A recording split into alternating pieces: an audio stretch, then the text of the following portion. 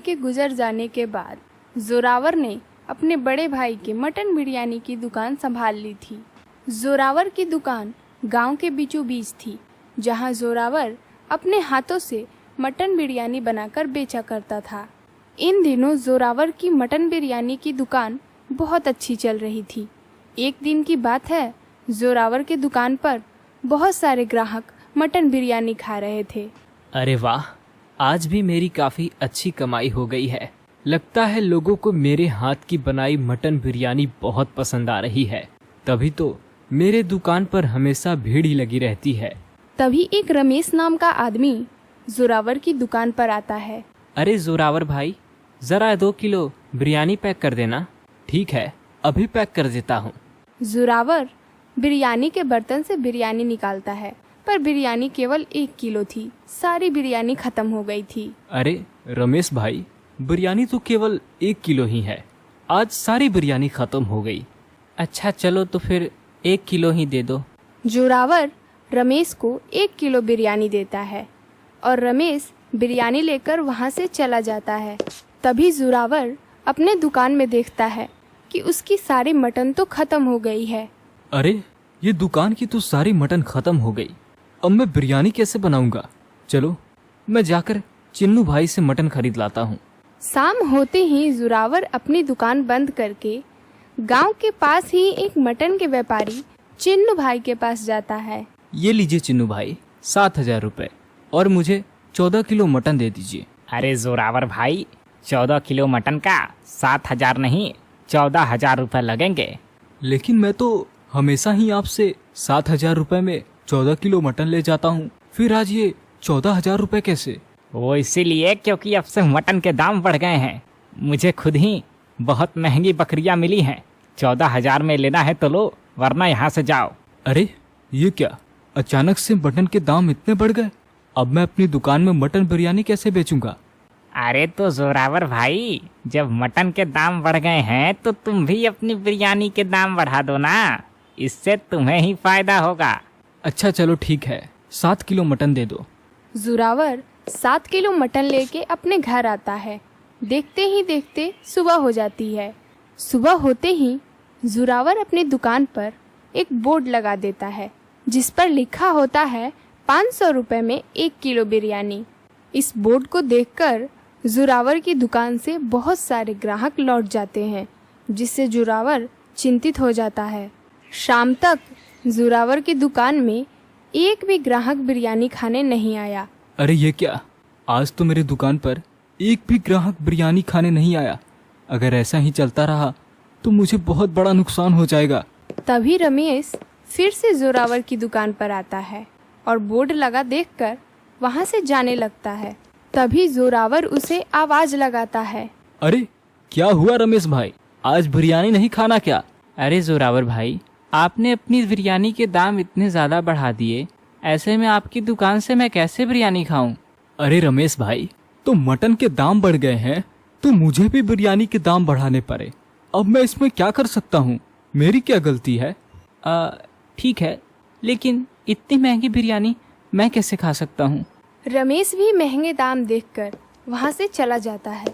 देखते ही देखते 2 दिन गुजर जाते हैं और अब तक जोरावर के दुकान पर एक भी ग्राहक बिरयानी खाने नहीं आया था। जोरावर की सारी बिरयानी अब खराब होती जा रही थी और उसमें बदबू भी आने लगती है। अरे ये मेरे साथ क्या हो रहा है? एक वक्त था जब मेरे दुकान पर ग्राहकों की भीड़ लगी रहती थी और आज मेरी दुकान में बिरयानी पड़ी पड़ी सड़ रही है। चलो, अब ये बिरयानी तो खाने लायक रही नहीं, मैं इसे बाहर ही फेंक आता हूँ।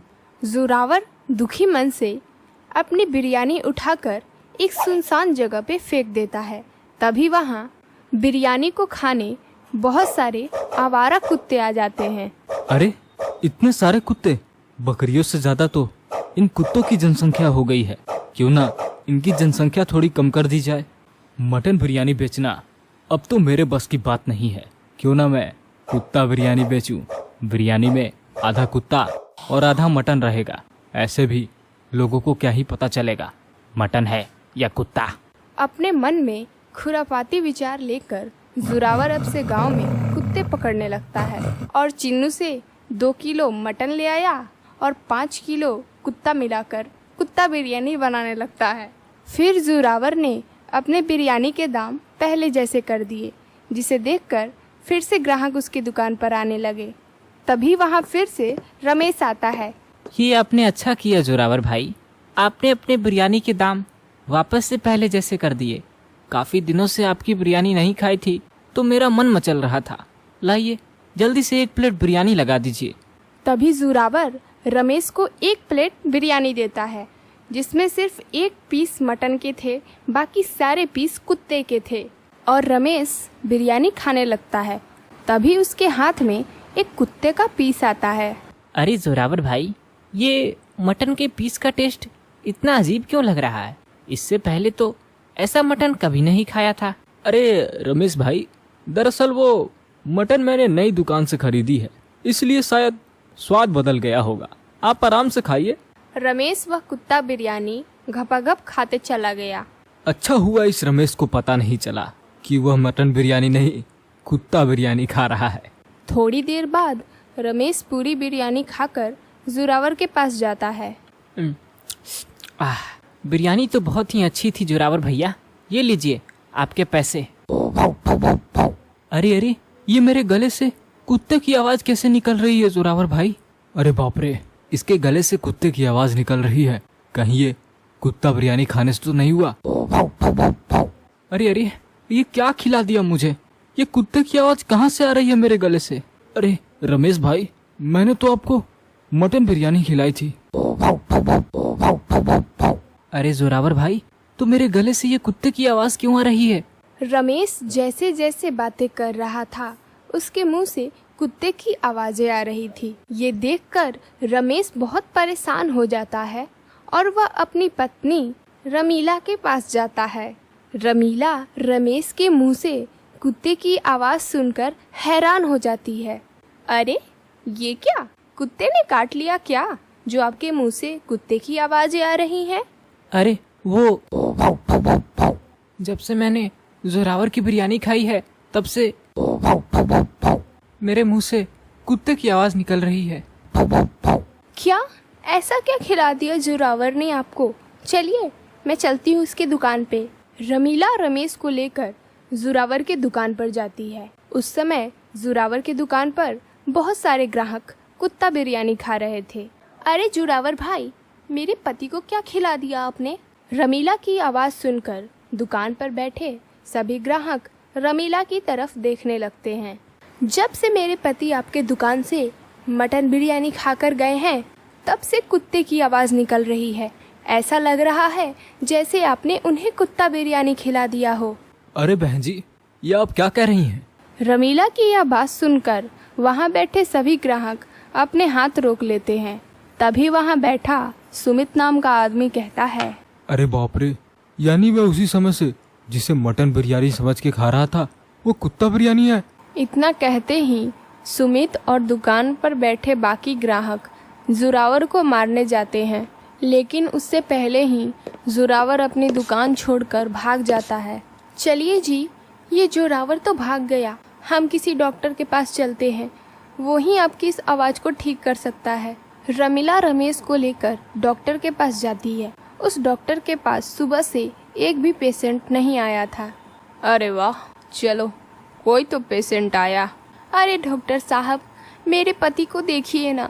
अरे जब से इन्होंने कुत्ता बिरयानी खाई है तब से इनकी आवाज़ कुत्ते की तरह निकल रही है। क्या कुत्ता बिरयानी? अरे भाई साहब, लोग मटन बिरयानी खाते हैं, चिकन बिरयानी खाते हैं, आपने कहाँ से कुत्ता बिरयानी खा ली? वैसे कैसी बनी थी कुत्ता बिरयानी? अरे रमीला, तुम मुझे ये कैसे डॉक्टर के पास ले आई? भाऊ भाऊ, मेरे इलाज करने के बजाय भाऊ भाऊ, ये तो मुझे स्वाद पूछ रहा है। अरे घबराइए मत, मैं अभी आपके गला काट देता हूँ। ना रहेगी गला और ना निकलेगी कुत्ते की आवाज़। फिर रमेश डॉक्टर की बात सुनकर इतना डर जाता है कि उसकी आवाज़ सही हो जाती है। अरे ये कैसा डॉक्टर है, पागल है क्या? गला काट देगा तो फिर मैं जिंदा कैसे बचूंगा? रमीला, ये कैसे डॉक्टर के पास मुझे तुम ले आई? देखिए जी, अब आपके गला काटने की कोई ज़रूरत नहीं है, आपका आवाज़ ठीक हो गया। आपने एक ही स्वर में सारी बातें बोल दी, बिना कुत्ते की